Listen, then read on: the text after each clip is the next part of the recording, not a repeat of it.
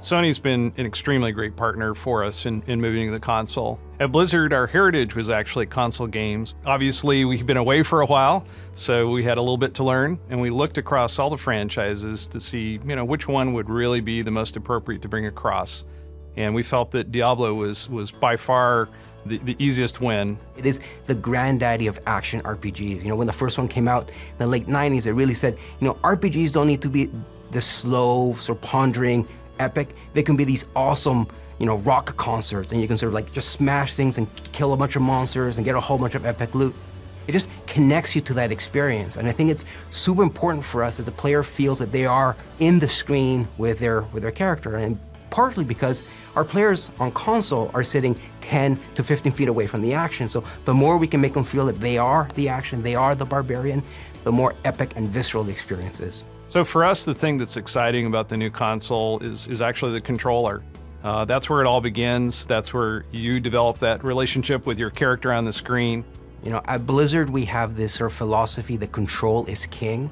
And working on a console version for Diablo III, for us that means the controller is king. This is not a mouse. This is something different for us, and it's something exciting that we haven't had a chance to work with on Diablo. What was surprising was that the second I got a controller in my hand and started playing around, and there's a difference here between an indirect control where I'm pointing around with a mouse cursor, and a direct control, an intentional control, where I say, I'm pointing this way, I'm attacking that way, I'm rolling this way, and that just stings. It was really surprising, even to me. There's an intimate connection between the player and their character, and that's something that we really wanted to leverage and build the Diablo III version for the console, specifically around the notion that we call pick up and slay.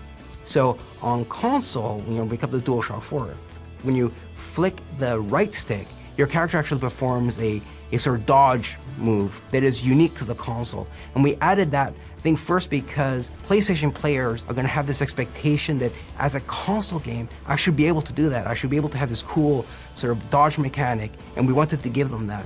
We also wanted to make sure that players had the ability to quickly reposition in combat, to give the game not just a cool action feel to it, but add a sort of tactical element to it, and it's worked out really well. One of the things that we're excited about with the controller is the touchpad. Diablo is a pretty deep game, and we don't like a lot of overload on the buttons. We wanted to keep it really simple so you can get to the things that you need to get to fast because you need to do it because the monsters are pouring at you no matter what. We think the touchpad's going to give us a lot more opportunity to make that interface a lot easier. We now have a different way that the player can interact with the game. For a game like Diablo III that has a lot of sort of cool inventory things you're doing, you're equipping items, just the possibility of the trackpad is really exciting, and we really can't wait to dive into it and sort of make it as awesome as we can. What we didn't want to do is simplify the experience, because at the end of the day, Diablo is awesome because of all the different items you can get and all the different powers those items have, so we didn't want to sacrifice that. What we wanted to do is streamline the experience so that players can decide when and how they wanted that level of information. So we really built the inventory and all our UI screens from the ground up. These are screens that are specifically designed to feel great when you have a DualShock in your hands and the way you navigate them. So we moved into a radial style menu that allows, first of all, your character to be nice and big on screen. But I think one of the magic of working on a game like Diablo at Blizzard is we're very iterative. Like, we constantly keep asking ourselves, how can we make this better? How can we make this more awesome? And our team, and so Jason Bender, had this really great idea for something we call the quick equip, which is without even having to open your inventory, you can just press up on the D-pad and quickly cycle through the items you've recently picked up and make a decision right then and there whether to equip it or not. So again, that's a great example of the way we wanted to streamline but not simplify the experience. What's great about Sony's decision to make the PlayStation 4 an easier architecture for us to work with as developers is that it means that we can actually get our games into the hands of our players a lot faster, and we're super excited about that. We have a lot of scalability in the PC version of the game, and with the processing power of the GPU on PlayStation 4, we're pretty confident that we're going to be able to get very high-res graphics and a super rock-solid frame rate. So something that you get on PC, not quite for free, but something that people are used to, is the ability to do things like stream your experience. So you say, hey guys, they just changed the way that barbarians work, or I just got a new axe for my barbarian. I wonder if I can do this whirlwind tactic that I've been doing on a harder difficulty. Let's find out. And so someone online will they'll take video of themselves doing it, saying, look, I can totally do it. It's totally easy. All I need to do is go to this area and get this skill, and I can make it happen. And people learn, and it's exciting.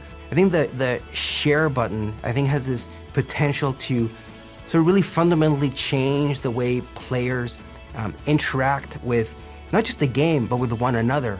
And there's always been a barrier to sort of bring that same type of experience to the console. But the fact that it's now on your controller, a button press away, that you can, you just found an awesome legendary and you want to, share it, not just with your friends on your couch, but with the whole world.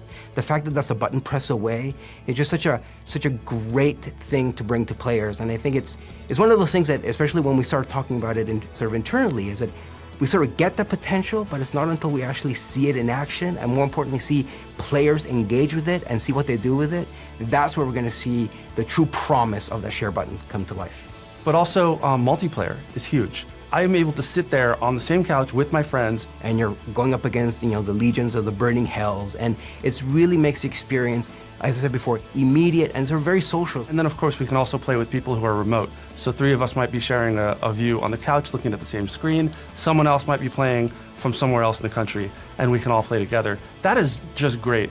Having that social experience and that flexibility is something that's really unique.